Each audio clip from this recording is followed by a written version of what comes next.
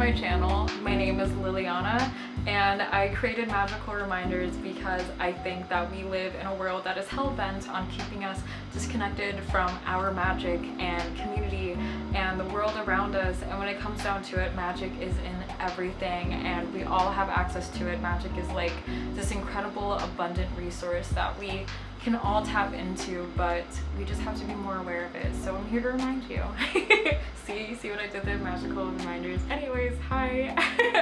I've been on a spiritual journey since I was like maybe 16, 17 years old, and I have a deep passion for astrology, fire magic, transformation, and just leaning into the incredible act of death and rebirth in life. I just kind of wanted to share all of my little nuggets of wisdom with y'all. I'm so excited right now. Thank you for sharing this space with me and being here and being a human with me in this moment. I mostly wanted to talk about Venus retrograde today because it's been making me think a lot about what love is. So Venus retrograde began on March 1st, and if you don't know what a retrograde is essentially the description of a planet moving backwards in the sky. So right now Venus is going backwards in the sky. A retrograde essentially can disrupt the natural flow of the planet and the different themes associated with that planet. So Venus is all about like romance and love and aesthetics and finances a bit and communities. I like to say that everything is a relationship because you can be in relationship with yourself, with your body, with your mind, with your breath, with your friends, with your partners, with your family, with the earth, with the soil, with air. Like, you can be in relationship with literally everything. Since Venus rules over relationships, Venus can definitely have an impact on you. One thing that I want to say and make as clear as humanly possible is that retrogrades are not something to be afraid of. Sorry, I don't know if you can hear that.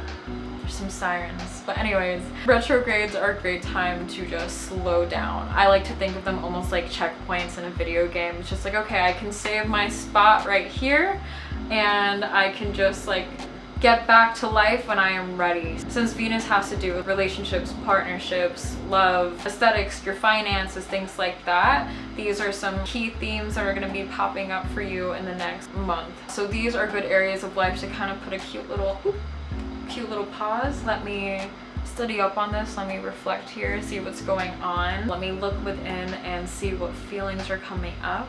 I love retrogrades as a person that adores transformation and sees those opportunities to rest and then go. All of that energy to me is just a signifier of being alive. Being alive comes with those natural cycles and patterns, and retrogrades are just another cycle and pattern that allows you space to be just a human, to just be a person and check in with yourself. Looking to the stars and planets can really allow you to make space to live a more conscious and intentional life. So when you hear about retrograde and retrograde season and you hear all this fear mongering about how you shouldn't do this and you have to avoid doing that and you should do this and you have to do this, just try to use your discernment. Everything will be okay. There was a time in your life where you probably never heard about these retrogrades and didn't know that this energy was happening, and you made it this far. So you're okay. Being aware of it can just allow you to be a little bit more conscious and intentional in your decision making, which I think is always good. I just wanted to chat a little bit about Venus retrograde and that energy and try to kind of relax any ruffled feathers that might have come up, because I'm sure a lot of people are talking about it and how you shouldn't cut your hair and you make sure to cut off everybody before Venus retrograde or you'll be stuck in a pattern forever and like blah blah blah blah blah. No, you'll be okay. Some things I would certainly suggest to do during Venus retrograde is to release the desire to seek. Venus retrograde can kind of pull on your heartstrings a bit. You know how people say like, God, like, when is it my turn? You know, things like that when they see something cute. That energy might be very present and prevalent right now. If you are finding yourself being like, oh my gosh, when am I going to find this right person? What am I doing wrong? If you are finding yourself feeling really big feelings of lack in regards to community partnerships and even your finances, I would take a little pause on that. Is that a pause button? That's not what a pause button looks like. Put a little pause on that. Ask yourself what the root of that energy is coming from. Is this something that you genuinely want, or is it something that you feel like you should need or have right now? Are these I should statements, like I should have the right partner right now, I should be more financially stable, blah blah blah? Are these thoughts coming from you personally? Are these actually your inherent wants and desires, or is this based on society or your parents or your friends, or is this just like a little ping of jealousy that happens? A lot of these emotions are very normal and, again, super human, but Venus retrograde has a way of really bringing all of those thoughts and feelings towards the surface, and it can cause you to feel more insecure or even more impulsive as a way to obtain connection, even if that connection isn't really what's best for you, or to even hold on to connections that aren't necessarily the best for you. So this Venus retrograde, try to just be conscious of what your desire for connection is, what those boundaries are for you, what standards you have, and how you can treat yourself with the most kindness, compassion, tender care, and love. And that kind of brings me into what I really want to yap about today. Venus retrograde has been making me more introspective on love and what that means and how to define that for yourself. I think one thing that is really difficult about being a person is that love is 1,000 things described in one word. We all have our own personal definitions, ideas, ideals, and standards when it comes to love, and I think that especially during this time of Venus retrograde now is really important to try to define what love means to you. What is love? Baby, don't hurt me. Don't hurt me no more. That's a song. Anyways, there's a few different ways that you can look inward to define what love means to you so that you can really grow during this Venus retrograde. Retrogrades are a good time to look within, to pause and reflect, but they're also a good time to nurture yourself. This is an opportunity of rest in a way, and when we rest, what does our body do? It heals, right? When we are sleeping, our body is healing, right? So retrogrades are an opportunity to look within, check in on the areas of ourselves that need a little bit more tending, and try to work on healing those wounds. Retrograde season is also an opportunity for some shadow work, and shadow work doesn't always have to be scary. Sometimes it can be really joyful and fun, and Venus retrograde allows great opportunity for a really delightful combination of really joyous, pleasurable, fun shadow work and really nitty-gritty, juicy shadow work. As you are creating and navigating your own personal definitions for love, I suggest to start off by defining what your first experiences of love were, you know, and I would always define that as like your parents or your caregivers when you were a child. How was that love? Was it consistent? Was it very present? Was it overbearing? Was it overwhelming? Was it sporadic or uncertain? How would you define your first experiences of love? And I would take every single experience of love that was impactful and reflect on each experience. And of course, be gentle with yourself. You don't have to go through every single experience in one day. I'm unhinged, so I do that, but it's because I'm ruled by Saturn and I always feel like I'm running out of time, which is simply not true, but that's besides the point. Starting in the beginning, those beginning chapters of love can help paint a grander perspective of what love means to you now. All of those lessons that you learned up until this point are rooted in those beginnings, those little sweet, humble beginnings. So I call this exercise the story of love. Take your time with this, sit with it, make space for self-care and tenderness during this, or even aftercare. Like, this can be some brutal work, but it's also very deeply healing to face what those definitions of love were for you. Once you have defined those different loves that you experienced in your life, I would suggest to then ask yourself how those lessons have impacted you as you've grown up. Like, for example, if you experienced a more distant love, what has that made you crave as you've grown older? Has that shown up as more of an anxious attachment, where you're like, oh my gosh, love is actually really hard to obtain, so I need to hold on to any love that I get as strongly and as hard as I can and never release it even if it's harmful? Does it show up that way? Or is that something that you avoid? Does it show up as more of an avoidant attachment? The way we are loved really does teach us lessons, and you can even, oh my gosh, experiences you have even as an adult can have a big impact on you. Venus retrograde is a reminder of how powerful love is, how strong that magic really is in our lives. It's an opportunity to reflect on the lessons you've learned, make space for new ones, and to discard the lessons that actually don't make any fucking sense. Sometimes people teach us love wrong, and that's okay, and it can be frustrating to acknowledge and to realize, but it also reminds you that you are in control of your life. You can create your own definition for love. Just because somebody thought that that was the right way doesn't mean it's the right way for you, and you can let that go and say, oh, that lesson plan actually made no sense, so I'm gonna go ahead and throw away these worksheets, and I'm gonna stop going over that lesson, and I'm gonna try something new this time around. Looking back and reflecting on those different relationship dynamics can teach you so much about what you want moving forward, what you want to keep, what you want to let go, what you want to release. So that kind of brings me to my next point of discarding the old teachings that made no sense. And this is gonna get a little heavier. Again, shadow work kind of plays a part in retrogrades. Let's say love was a more sporadic experience for you in your life, and if you learned the lesson that because love is hard to obtain, I need to prove I'm worthy of it, for example, that doesn't make any sense. To be a human being, to be alive, is so magical and so incredible. You don't have to prove why you as a human should be cared for and treated with compassion.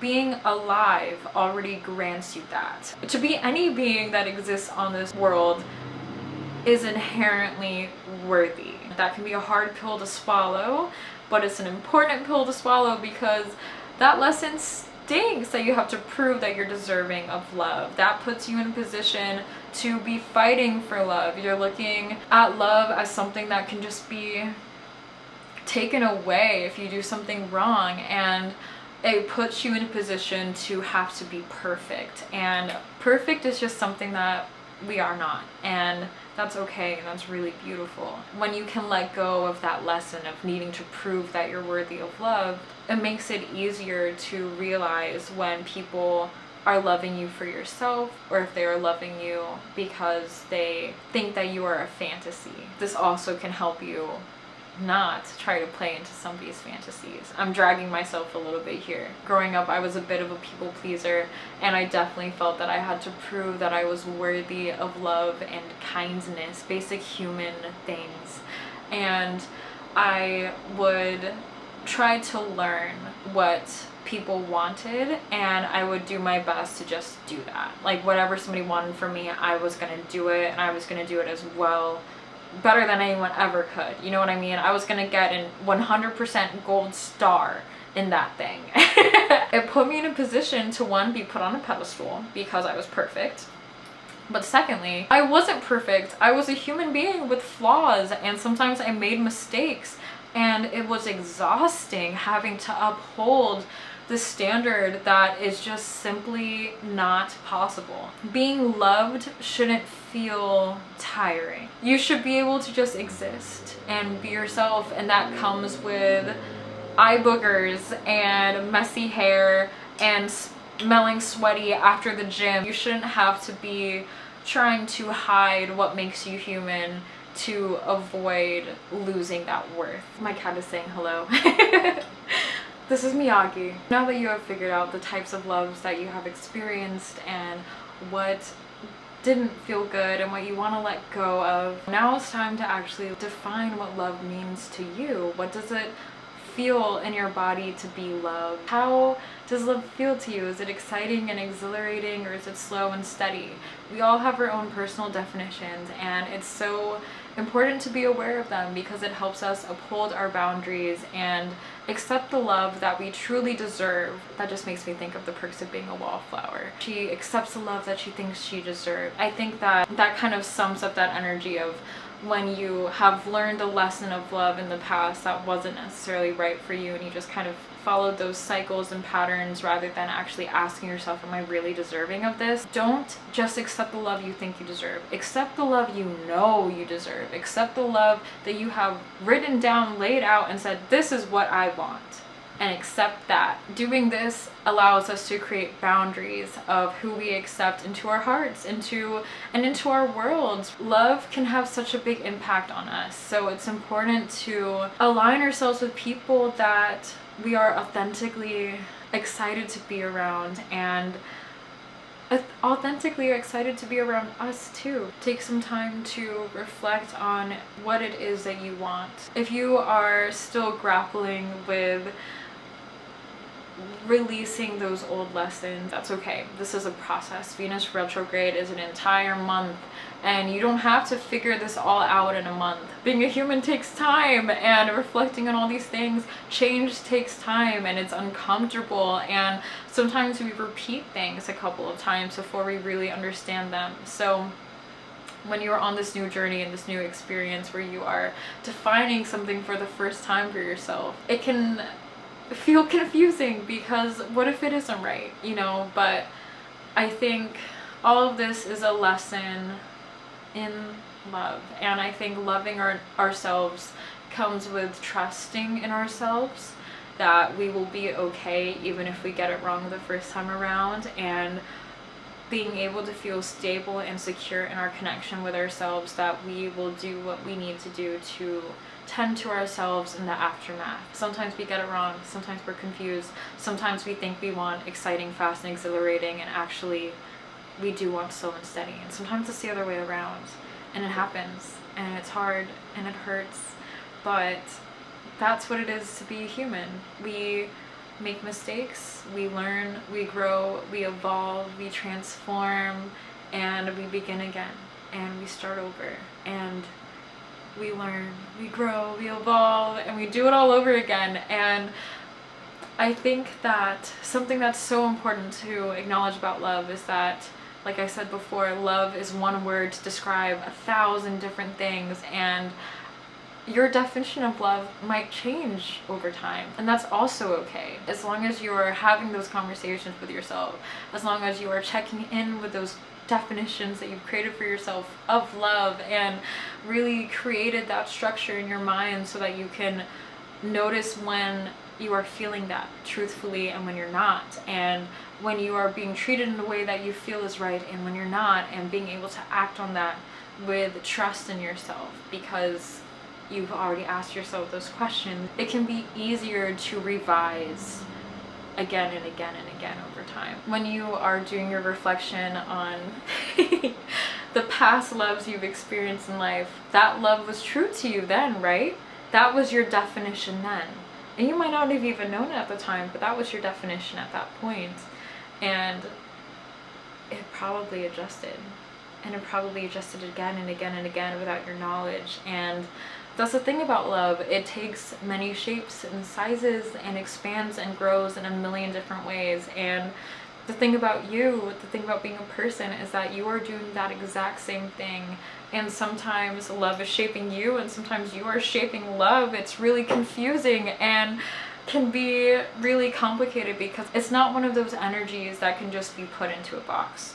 So you have to allow yourself the freedom to also not be boxed in as well. I think my own definition of love is rooted deeply in friendship. It's important to me to feel very safe and secure, and that I can be myself, and that I won't be judged or shamed or chastised for being the human being that I am, because there was a point in my life, as I mentioned earlier, where I felt like I had to mold myself to fit into the boxes of someone else's love. And I think that friendship is such a beautiful form of love because it is, at least to me, it is defined by humans that just thought that they were fun.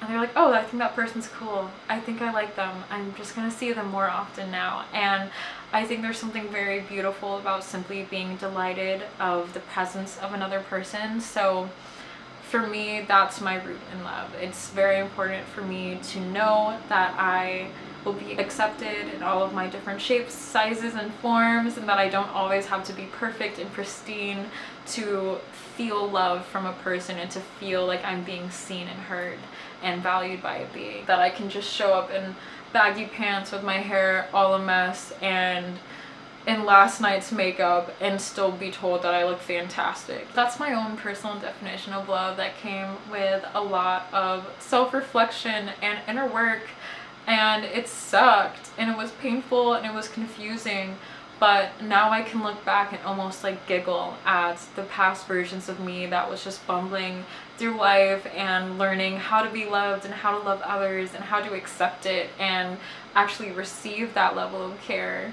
Because at a time I didn't even know how. Learning love is learning yourself. Thank you for humaning with me and listening to my yap, my little yappings. It means a lot, and I really enjoyed sharing space with you today and talking and giggling and talking about love and all the weird shapes and forms it takes and how to navigate that and invite in some slowness and intentionality as we navigate Venus retrograde and all of the confusing bumblings that get added to an already confusing thing. You're doing amazing, and thank you for humaning with me. Bye!